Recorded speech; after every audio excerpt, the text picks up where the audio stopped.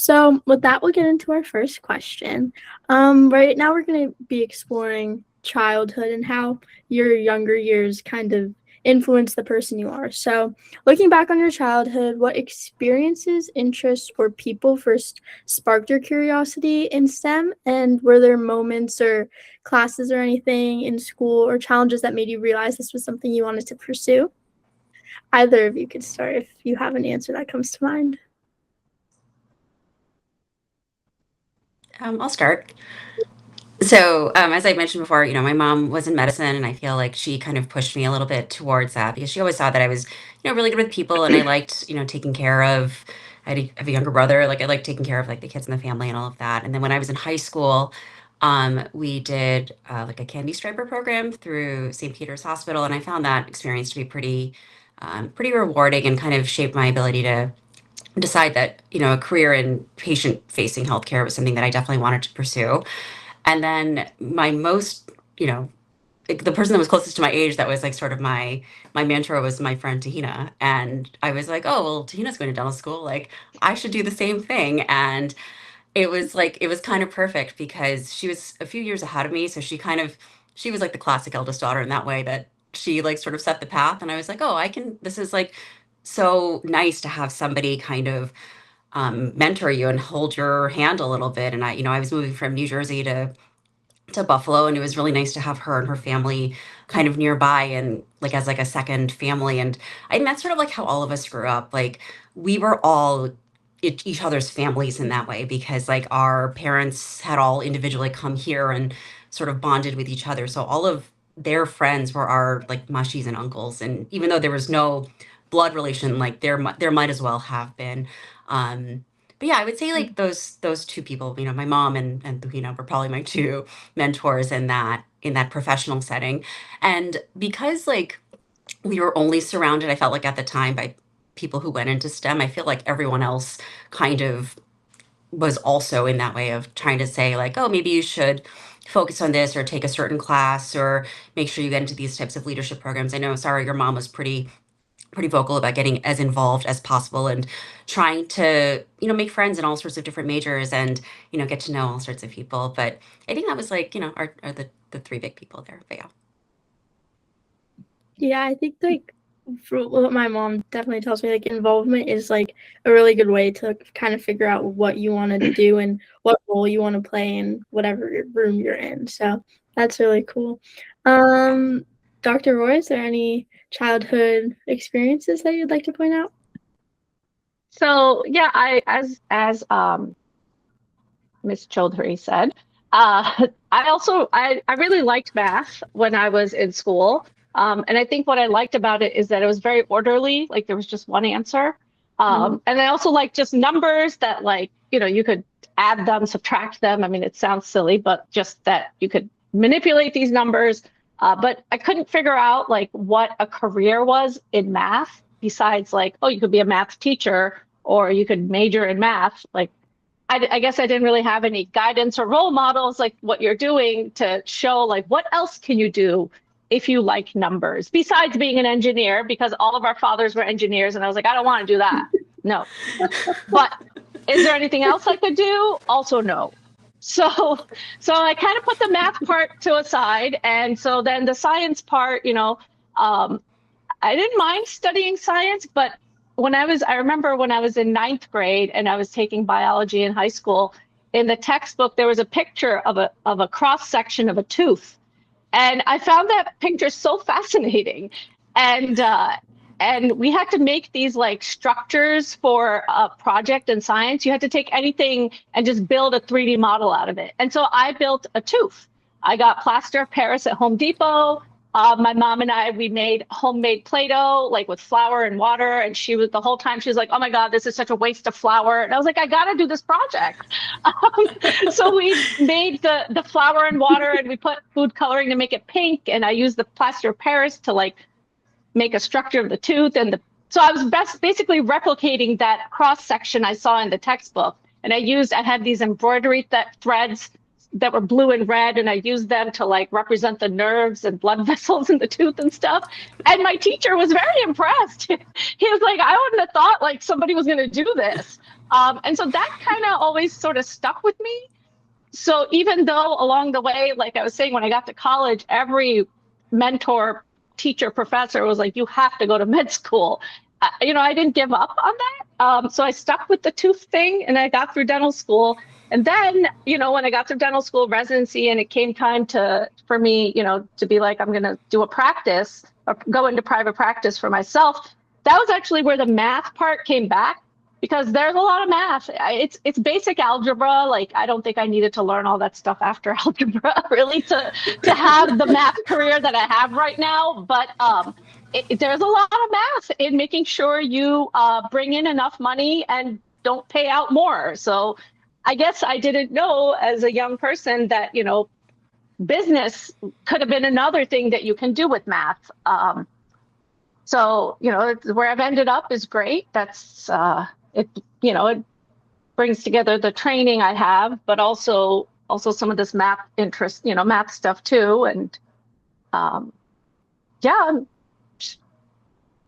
going through it. Thank you. Ms. Chaudhari, is there any childhood experiences? Yes, definitely. So I guess being a South Asian child, I was always the new entity. Like, I didn't look at American enough to be fully American or Indian enough to be truly Indian. So it was kind of like I was living two lives. On the weekends, I was Indian doing the cultural things with the family and, the food and the get-togethers, dancing, singing. And on the weekdays, I was doing things with my friends at school and after-school activities and things like that. So I kind of had two sets of influences in that way. Everyone that I knew who were, kind of family here and other South Asians, they were all very focused in STEM. And then in my other life, they had kind of a more well-rounded approach. So I kind of took both of that in. I really liked the technical aspects of project management, of really honestly figuring out equations, figuring out flows, and how to make active pharmaceutical ingredients more potent, things like that. But then I also saw the value of interacting with people, and a lot of how you work is based around your business relationships. So it was the other piece that shaped me was when I was young, my dad being a project engineer, kind of to Dr. Roy's situation with her father. We moved around a lot. So I moved states every couple of years. So I essentially, I was a new entity everywhere I went. So I was always reinventing myself, kind of reestablishing my identity. So I learned to be multiple roles, which is what I do now. I do project engineering, I do production management, I manage people. So there's a lot of human interaction that you need to do. It's not just all based around HR. There's a lot related to motivating people, and it's not all math and science. So I like the dichotomy in engineering that gives me. The reason I went into pharmaceuticals, again, is because I wanted to be involved in human health, but also New Jersey was the center of pharma. So I was hoping to establish a pretty stable career in New Jersey where, kind of I had grown up without having to constantly move my life every couple of years and uproot. Because I see the difference with my husband. He's lived in New Jersey in the same house his entire childhood before going away to college. So it's a very different experience, and, kind of forging the path for myself with the support of family and friends. And essentially all of our parents, they were all pioneers in their own way. They came here from India into the unknown. And really, I find our entire community an inspiration because we're all still fairly close. People keep in touch. You see people, you touch base. I've called up different aunties and uncles, and they're like second parents to me. So, and of course, all of our generation, we all support each other. I love that. Yeah, I think support systems and community.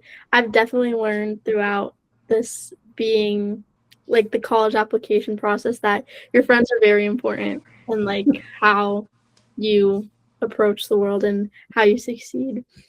I'm gonna combine question 2 and 3 because I think they're kind of similar, but are there any challenges that kind of stick out to you throughout your career? And how do you, especially as South Asian women, if it was in terms of struggling to fit in as a minority in STEM, which is dominated by a lot of white males, and how if you have any experiences like that, or any other challenges you faced trying to get to where you are today, how did you approach that, and what kind of skills are kind of necessary to approach those? We could go in the same order with you. Okay. So, South Asian women in a hospital setting, it's not really like we are not an underrepresented minority, but within the field of oral and maxillofacial surgery, right now we're up to 13% of surgeons who are women. And when I was training, that number was closer to 7.5 to 8%. So if we say, I finished residency about 12 years ago. So we've made like great strides in just female representation within our field. And that was like one of the other main reasons of me wanting to stay in academia, to put that as like a good face there. I think the generation that came before us of women in oral surgery specifically, they had a much, much harder time than I did because they truly had no role models. So I felt very fortunate that it was actually 2 women that I knew that were oral surgeons from my networking through all sorts of, programs and research projects and all of that. They really were very particular about making sure that they gave us the guidance that they never had. And in turn, as an attending, I have tried to become the attending that I never had, and the attending that like all of even my great male influences had on me. So I think, I think that the challenges are always, what we talk about is like a work-life balance. I don't think it's a unique problem, but I think it's, really an evolving sort of situation. Things like dentistry, things like oral surgery are very physically taxing. And I feel like now in our, we'll call it older years, it's definitely a little bit more pronounced in terms of things like actually stretching before work and managing your nutrition and all of that kind of stuff. I feel like that's what is more of a focus now. I think work is always been such a huge priority for me, and like school was always such a big priority for me, and doing well, like that was always the name of the game. That it's kind of nice now that we're able to kind of focus on like ourselves as like people, which is something that I don't think our parents had the privilege of doing. Like their entire lives were to make sure that we all had everything we needed and did everything for everyone, whether outside of themselves. And it's like it's actually quite a privilege now to be able to say, oh, I'm mid-career and I can actually focus on myself. And I think I'm hoping for the next generation that they can do that like sooner, because we have provided like really good mentorship and leadership, and to show that like it is possible to kind of do a little bit of everything. So I love that. Dr. Roy, would you have anything to add? So I think I'm still waiting for that like the thing that Dr. Sengupta was describing, where our parents did everything for us, and now I am that parent doing everything for my kids. But it looks very different than what my parents did. This is a Girl Scout Gold Award project, and my daughter is a Girl Scout, and I am the cookie mom. This year I was officially the cookie mom. The last 3 years before that, 4 years before that, I was unofficially the cookie mom, because it's funny, but cookies is entrepreneurship. Like entrepreneurship was not a word that we knew. It didn't exist in our vocabulary of like careers or just in general. And to sell something is also not really something that our parents and the backgrounds that our parents came from. They didn't sell anything. Like sales was like, ugh, why would you do that? You don't need like a master's degree to like be a salesperson. So, being, doing everything for my kids, but what does that look like? Being the cookie mom, or for my son, he's involved in the Scouting America, the Cub Scouts, I volunteer with that. And those were not things, I was the class mom for both of my kids. They both wanted that. They wanted me to be the class mom. They wanted me to come to school. And my mom, even though she was a stay-at-home mom, she didn't do that. She wasn't going to go to school with her sari, and like she wore a sari till I was in 4th grade. And she just, that wasn't going to happen. She wasn't going to be a class mom and show up with like, what? So that was important for my kids, and be like, Mommy, you should do it. Okay, yeah, I feel like I have to do that. And that's fine. That's my role, in life right now. I do keep a notes section on my computer where I write things down that I want to do that I don't have time to do right now. But yeah, so the entrepreneurship, that does relate to my career right now. But I wanted to mention where you said like the whole like being a minority, I think right now in dentistry, it's like 50% of the classes are women. Like dental school classes that are starting now. I know when I was in dental school, my class was 30% women. So it wasn't as much, as many women. And we didn't really, we knew physicians who were Indian, like, Dr. Sengupta's mom, we definitely knew her very well. And there were many other physicians, but we didn't really know very many dentists. So we, whoever we did know, or we asked around, we called people to talk to them, like, hey, this is what, Tuhina wants to do. Is this a viable career path? Like, what's it like? So we would call people on the phone and ask them, and they would talk to us, So, I went through the path. I graduated dental school. I didn't go into orthodontics residency right away. So in between there, I did a 1-year residency at Mount Sinai Hospital. And then after that, I had to work for a year. So that first year I got out and I got my first job, and I show up at the office, and there was an owner, it was a small private practice, and there was an owner who was a white Jewish male. And he had this practice in Manhattan for his whole career, I don't know, like 30 years or something. And I was working in the practice, seeing some patients. And after a few weeks of doing that, I realized, I was like, this sucks. Like, I don't want to have a job. Like, the only difference between me and that guy is that he's older than me. Like, we both went to dental school. We both have New York State licenses. There's nothing special that he has that I don't, that allows him to have a private practice. So, I think that is, like you were saying, like, what's different? Like, but I had to figure that out myself. There wasn't a whole lot of like other South Asian women with private dental practices that I could call up and ask.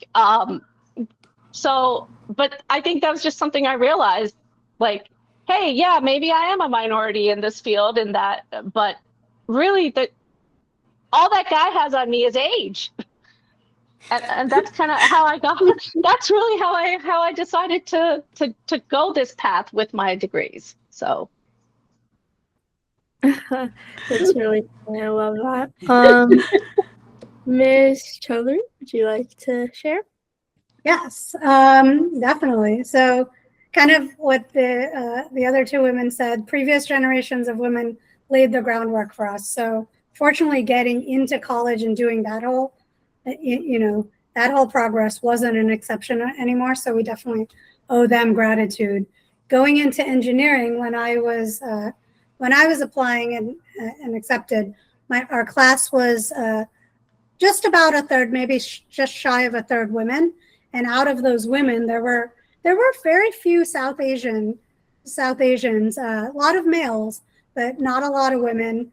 And so I definitely did have you were asking about some of the challenges. I think some of the challenges were kind of being able to interact effectively with everyone in the class. There kind of seemed to be an expectation among really the professors, the other students, that all the women will work in a team, and then which ended up being, just a couple of us, and then all the males would work in all of their own teams. So I wasn't, having been a people person, having kind of had to go through so many reinventions of myself, that there was definitely so Columbia was structured as an engineering school and Columbia College. So those were the arts, maybe the more outgoing people. And the engineers were all very kind of focused and technical and didn't want to interact with other people. And I was nothing like that. So I was one of the few people who said, hey, we're going to, why don't we change things up a bit? Like, let's interact with each other a little bit more. Let's work together. Let's lean on each other's experiences and knowledge. So I actually made a point of always being in teams that weren't only women, because I just wanted to learn from each other. And I thought that was very important. Another one of the challenges, I guess, I was definitely a little bit naive in that I was taught that the world is a meritocracy, and the harder you work, the more success you will achieve. So there is an element of definitely going into a predominantly male-oriented field, where coming in as as maybe at that time a younger South Asian woman, or even though I was American, I had an Indian background, so I was sometimes I was viewed as foreign. So I really had to find ways to stand out and excel against some of those biases. And then there was also the challenge of kind of always being on and being, kind of perfect to be accepted, being hyper prepared, because there wasn't an automatic acceptance. And not to say that was everyone. There were some very, just very forward thinking and just very helpful mentors, men and women. Once I went into the corporate world, there was a lot more collaboration than there wasn't, but it was definitely hard getting a foot in, because I do remember somebody actually patting me on the head. Oh, aren't you cute? And I was a full-blown engineer. I had that happen twice when I went down south. The other person didn't pat me on the head, but that was an experience I had. And actually my white male boss stepped in and said, that is not appropriate behavior. And I was very thankful for that, because I didn't know what to do. And I was very new. I didn't want to cause waves. So there's attitudes have definitely shifted. We've made a lot of progress. And I think there's a lot more just acceptance for people based around their knowledge and their willingness to contribute, versus just an immediate visual stereotype you come in. So, I'm thankful for the progress we've made. And then really over time, you build your friends, colleagues, and alliances, work together and support each other and see where we go. That transitions perfectly into the next question. Progress. I'll also combine question 4 and 5 because they're pretty similar, but there is definitely a lot of progress that has been made with women in STEM generally and South Asian women in STEM. What do you guys hope the future looks like for the field and South Asian women specifically in the field? And what advice would you give to any South Asian girl watching this that's hoping to pursue STEM? I would tell her to pursue it. I think it's the best career choice, at least that I think I made for myself. And I think there's so many more options than there were that existed 20 some odd years ago when, we were applying to college and graduate school and all of that. But I think STEM has so much, there's so much possibility for it to change and for it to advance. And I think it's amazing. I mean, if you want to be patient facing, you can. If you want to, change the world in the pharmaceutical industry, you can.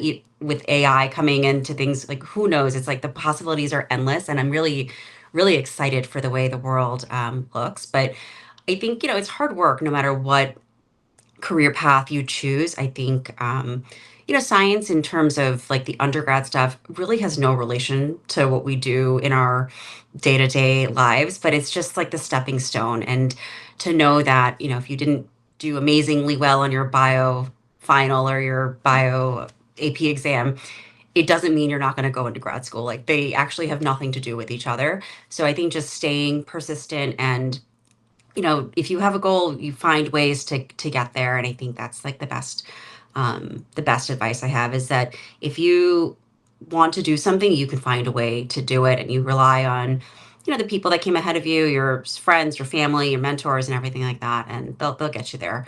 And it's okay also to change your mind if you realize halfway there or 90% of the way there, you know what, maybe this is not what I want to do. It's okay to pivot, and it's never late. It's never delayed. It's you just everyone's path is their own, and I think it's important to kind of keep that in mind because you know initially when you're like right out of college, you see your friends who be going to grad school immediately or going to professional school immediately, and if you decide at that time maybe you want to take a year or two off, you feel like, oh no, like I'm gonna fall behind in things. And it's really like the comparison is a thief of joy. Like you have to do whatever is right for you in that moment. And at the end of the day, it all ends up being okay. Yeah. And then other advice I have is, you know, be good to yourself, be good to your health, treat yourself well, and, you know, drink more water than you think you need to. I So. love that. Yeah, I feel like in my experience, knowing a lot of people that want to go into STEM that are high schoolers, it's very easy to be really hard on yourself and think like one test is just like the defining factor to like your whole career, even though it's really not at all. But yeah, I love that. Dr. Roy, do you have any words of wisdom you want to share? So, you know, one thing that we heard over and over as I was trying to pursue this dental career thing is that dentistry is a blend of art and science. So there's a lot of science, but then there's also a lot of artistic endeavor in rebuilding the mouth. And that was also what drew me to the field compared to medicine per se, that, you know, the artistic end of it. So I do enjoy that a lot. There's a lot of skills that I learned that relate to that artistic end of things in dental school. But to say the technology, you know, what's coming is the technology is changing what that artistic part looks like, because a lot of these things we would do by hand are now becoming digitized. And so I think the future in my field is a lot of designing things on the computer, and 3D printing is a big deal in my field. You know, it's hard. I think in analog, every time a new challenge comes up, I can think of how to do it in analog, but then I have to like learn how do we do it digitally, because like you said, that's the future. But as far as advice, you know, to pursue this path, you know, it's really easy to belong when you're in school. Like it's really easy to just forge forward because those paths are already set.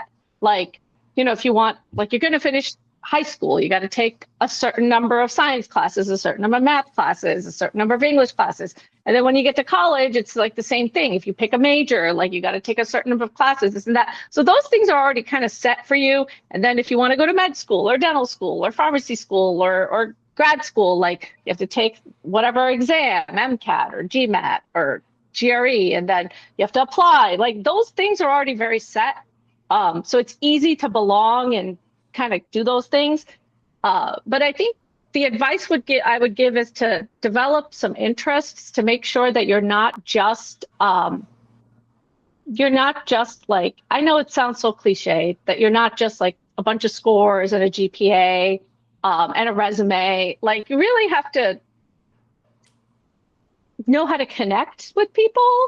This is a skill that I definitely had a really hard time learning. You know, I know we were just always so focused, and you got to get good grades, and you got to stay on top of things, you got to work hard. But there's also, I think Ms. Chaudhari touched on this a little bit, that you have to also, besides all those things, like, you know, be friendly and get out there and know others. And, you know, I think I'm not sure how to put it exactly, but you have to have something about yourself that isn't just all those, like, it's not even something maybe you'd put on a resume, but it's something that, you know, that is that just makes you. Like, I guess for me, it might have been that I was interested in art, but I never really thought to pursue anything about it because I was so focused on like, I have to finish this class. I have to get this many APs done. I have to, study for the SATs, and I got to try to get a high GPA. Like, when you go to college and, make the dean's list and all those things. Like I never really, and I did clubs and stuff, but I never really had any hobbies. Like now I have that little spreadsheet that I keep, or that little notes where I put stuff, but I'm trying to develop that for my children, is to make sure that they can have interests in things that are not just academic, and that they have the ability to pursue those hobbies, that I don't just push them down that path that is already out there. So.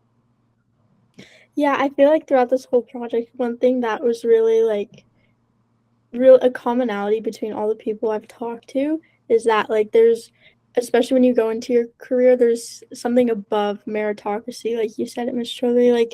There's something greater that you have to bring to whatever career you pursue. So it's important to focus on that as equally as you do academics.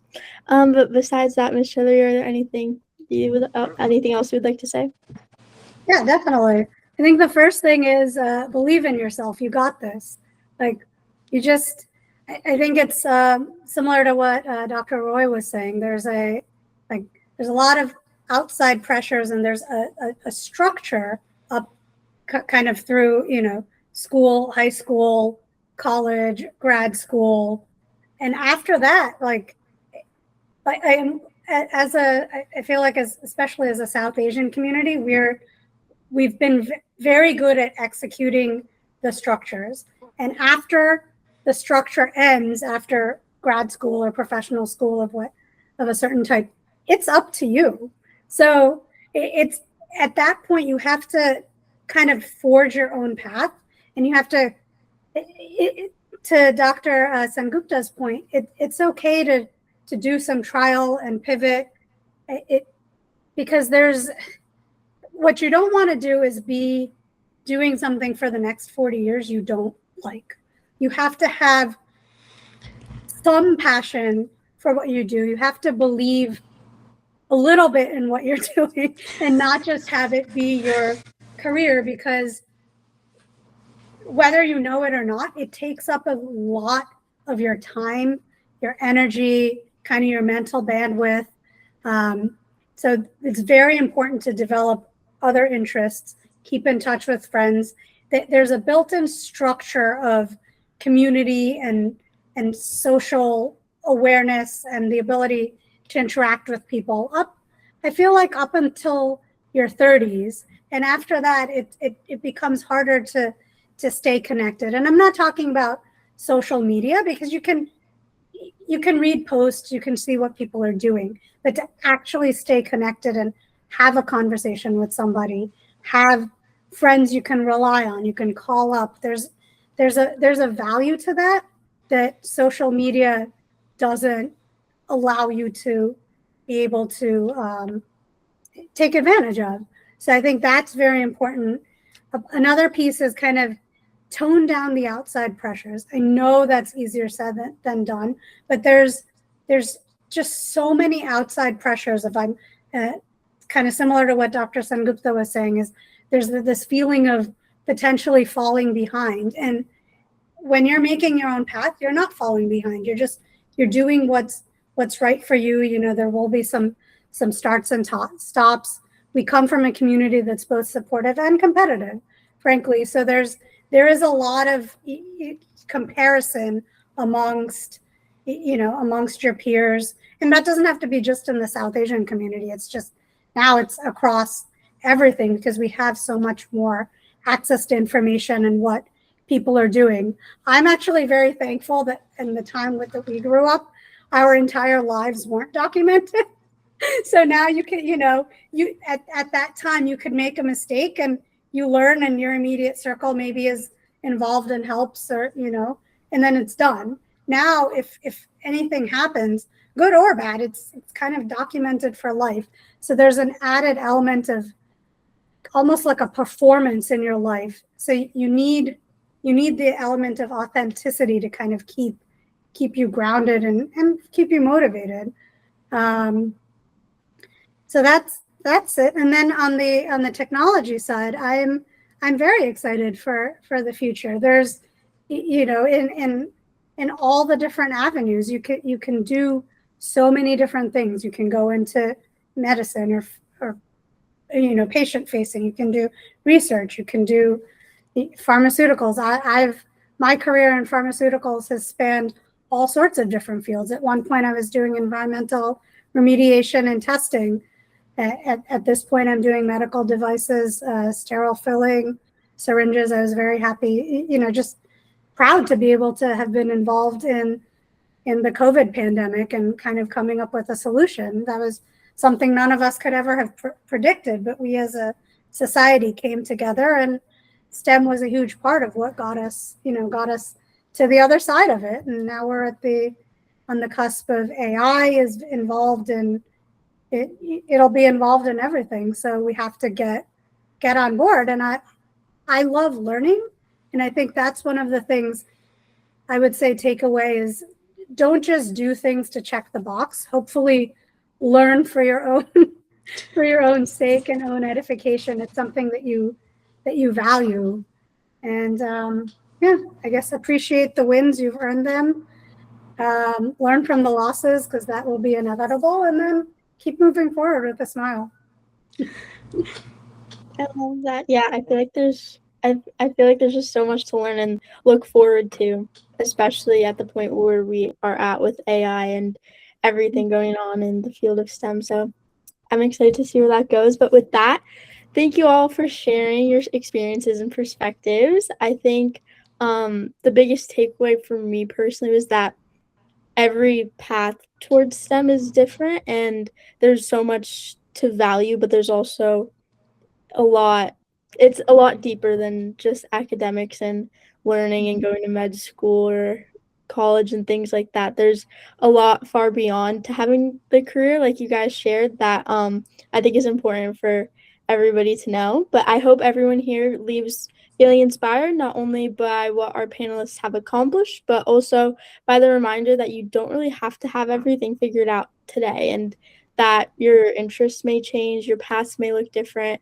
and that's completely okay, as our panelists described here. So we're now going to open up to questions. If anybody here has any questions that they would like to share. Shivani, go ahead. I was wondering what like a typical day in your life looks like for each of your professions. Okay. I love that. So I've split my week between residents teaching and then also in my private practice. So when I'm with the residents, my mornings start pretty early. We do like morning rounds, and we have some academic time before we start either operating room cases or clinic cases. And the days get a little bit long sometimes. In the office, we start like at 8 o'clock in the morning, and I'm somebody that used to like work out in the mornings before work. I'm no longer able to do that. So I really like coming home by a certain point so I can go to like either group fitness classes or like go for a walk or do something for like the mental health part of things. I think it's really important to keep up with good nutrition, and I joke about water intake, but I think it's like a big thing. And also like moving your body and feeling good, and try and be intentional about that like on a daily basis. But yeah, it's sort of split between seeing patients and teaching residents and being with people all day long, which is kind of exciting for me because I am lucky enough that I get to be able to like work with a bunch of my friends within the hospital residency training program, and even like my office, it's a great place. But yeah, I like my life that I've created for myself at this point. If you asked me 12 years ago in residency if I thought that this was going to be it, I probably would have not thought that it was going to be like this, because those days were really hard. But things get better, and you get to make your life the way you want it to be. So I love that. And Dr. Roy, Ms. Chaudhary, do you have any typical days in your life that might be interesting to share? Yeah, I mean, my typical day. I think we talked about like how you have to be adapting, and our careers change, even though we've been doing it like 15 to 20 years at this point in each of our careers, it's not the same thing every like whatever we're doing now is not the typical day that we had 15 years ago. So right now, my day looks like waking up and then getting my kids out the door. So the second kid gets on the bus at 8, and that's when after he's on the bus, then I can drive. I have 2 offices, so I'll drive to one of the 2. And then when I get to the office, I have some doctors who work for me, so they see all of our braces patients, you know, putting on braces, doing adjustments, taking care of retainers and all that. I do a little bit of that, or doing exams. I do a little bit of that, but mostly I work on the admin stuff. So I have employees who work for me that really only do admin and business stuff. So I'll work on some of that. And really what that is just putting out fires all day long. Like, it's just, you know, oh, the computer's down. Like, oh, like the fire alarm's going off, or, oh, we can't figure out the x-ray machine, or, oh, the power went out. Like, it's literally fires all day long. Or, oh, so-and-so patient's mom is calling because they're mad because we didn't respond to an email like right away. It's really nothing that I went to school for. Like, yeah, you know, what did they say? Like the photosynthesis pathway and all that. Like, no, like, so then, you know, we'll get through the day, and then the patients end at 5. Even though, like, the practice that I have here in Metuchen, all the South Asian parents are like, Dr. Roy, I can't get here. Like, can't we have appointments at 7 or 7:30 p.m. or Saturday? I'm like, no, I have kids too. Like, I need to go home. So, you know, the North Jersey office, we end at 5, and the Metuchen office, we end at 6, even though I think if we offered appointments after 6, people would still take them. So we end at 6. And so then I come home, and then I drive my kids around to whatever activities they have, and then make sure everyone's fed. And then I make sure that they all get to bed because they don't want to. I think Indian kids all just love staying up late. Like, that's not just my kids. Like, I can go to ShopRite at 11 p.m. and there will be like this family with, like, you know, these little Indian kids in the shopping cart. So, you know, making sure they all go to bed. And then once they go to bed, you know, maybe I'll spend a little time on my computer thinking about some work stuff, and then maybe some fun stuff if I watch TV a little bit. And then, you know, just do it all over again. I think it has changed. That daily schedule, though, has changed based on how, like, when I didn't have kids versus when they were really little versus when they were like a little bit older. And now, you know, I have one in middle school, one in going to 3rd grade. So that has also changed. Like, that's also changed, like the daily, what does it look like? So as they get older, I actually am getting more time to focus on the business and the career, which is a good thing. You know, when they were little, it was a lot harder. So. Ms. Chaudhari, do you have a typical day in your life in mind? Sure. First, I want to say I wanted to stay up late because I thought all the fun stuff happened after I went to bed. So just that was the reason. And you know, I still feel that way sometimes, but so I have maybe a slightly different like a different pace in the day because I'm more on the corporate America side of things. So right now and my days have changed based on different roles and positions I've had. At this stage in my career, I'm managing a team of people, and we manufacture medical devices on our production floor. So the whole day, the day in itself is almost like a rat race of, we have different quotas of different products that have to be out the door at certain times because some of them have cold chain, some of them have shipping requirements. We're in a very heavily regulated industry. So there's Department of Transportation requirements, there's FDA requirements, there's so many requirements and timelines we have to meet that the day is very structured around what has to happen when. In the engineering and maintenance team, part of what we handle is when something in that system breaks down, we're the ones who kind of come in as the firefighters to fix it. So some days I have a very calm day because the schedule follows exactly the structure that's meant to be. Some days I have the most chaotic day ever because something broke down and we have to, we still have to fix it because we have time requirements. And if something doesn't get fixed, it's a big hit to our production capacity. And frankly, it's usually in the millions of dollars. So there is a lot of pressure to make sure that everything works in concert with each other. The other piece of my day is managing people and managing kind of the strategy of the business. That's maybe a little bit more of a traditional, what you'd think as a corporate structure. A lot of meetings, hopefully meetings that achieve something. There's a lot of meetings that, that nothing happens, and we have that meeting again a couple of times before a decision is made. So there's the ebbs and flows of that. And then the last piece is the people management. So there's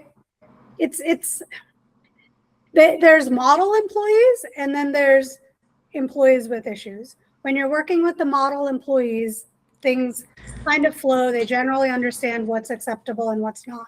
And then there's employees that just like to push the bounds because that's just their personality. So there's a lot of interactions with HR.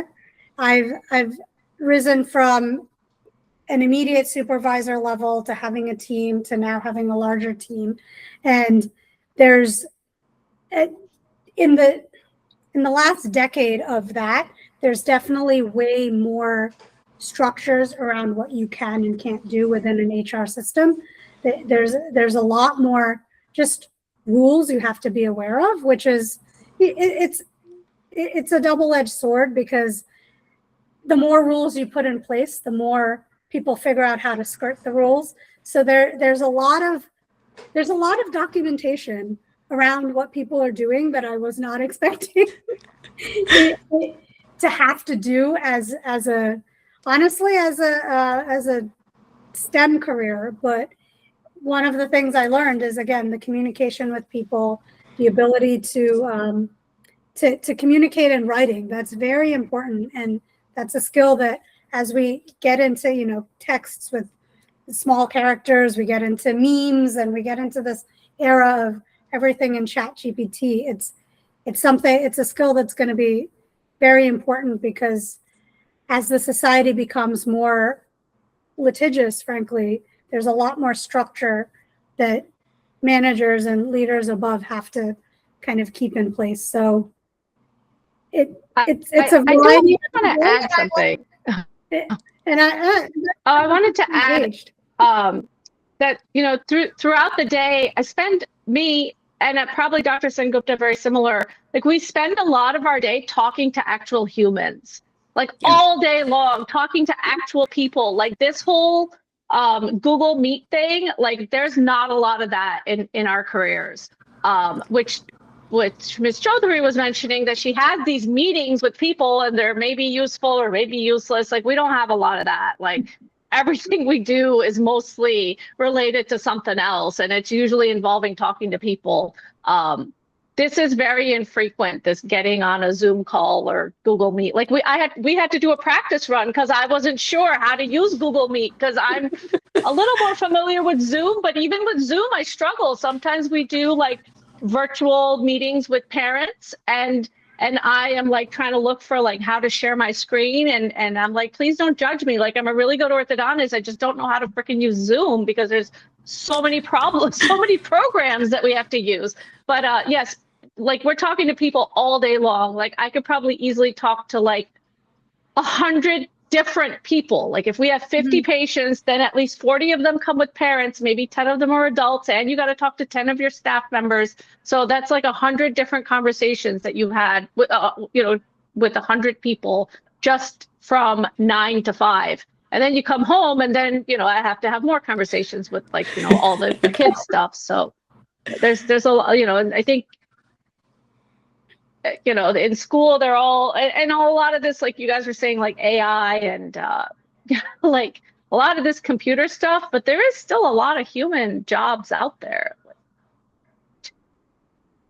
I can't wait. I can't wait for a robot to do my job, though. I'm gonna be the best controller of this because, Yeah. as I said, surgery is really physical, and I'm ready to like sit and like let that take And over. video But games. I don't think that's happening in my lifetime.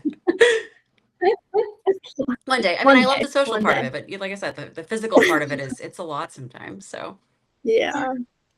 Do we have any other questions from the audience? I think we could take one more probably. I have a question. Go ahead. So you guys talked about struggling to get your foot in the door and be taken seriously as a South Asian woman in STEM. And I've personally struggled with that in the past, especially with robotics. And as somebody who wants to be an engineer, I know that will be a difficulty throughout my life and career journey. So I was wondering what the best way to overcome that would be, or like if you have any tips. yeah, you got this one. Yeah, I guess I'll take that one. So honestly, I think that there's an element of first understanding that there is that baseline, that there will be some potential pushback or just acceptance of you as a woman and as a South Asian. And to be fair, the attitudes are changing. It's not an immediate blockade, but there's definitely an element of some old school thinking still out there. So really the best advice I can say is continue your ability to work with people. I know, and frankly, I've seen it with some of the newer generation. Some of my interns, they're fabulous at the computer, but they cannot speak to a person to save their life. They can't hold eye contact. They don't know how to smile, appear friendly. Like, and they're not standoffish. It's just as much as there's a lot of robotics, a lot of computers, there's electronic communications, you have to be able to manage the human element. And there's a lot of different personalities. So making sure that you don't take things personally, that's another thing I see in the younger generation is even when they actively ask for feedback, it seems like all they're asking for is a positive affirmation or a trophy. And like there's feedback is a gift. It's learning from others and the ability to learn from experienced people because they're gifting you their time and knowledge. Just being open to that, I think, will make a big difference. And in some cases, honestly, you're not going to change somebody's mind, and you have to be okay with that. You're not always going to be liked. Being in business is about making sure you're doing what you're fulfilling your responsibilities, and hopefully along the way you make some friends, contacts, colleagues that will support you. I know I've made a lot of very good friends throughout my career, people I can still call up years later. Hey, what's going on? How's it going? That's the other piece is networking, not just to get something from somebody, but networking to actually build a baseline of people that you can touch base. Hey, I ran across this, and you don't want to ask somebody in your company because maybe it's a private item, something you're not able to share. You can ask somebody that you've worked with before offline, still in the industry, and just get some real feedback. I think just the ability to work with people. Technical people are sometimes very one track, and you need to be open to kind of the entire spectrum of interaction. Yeah.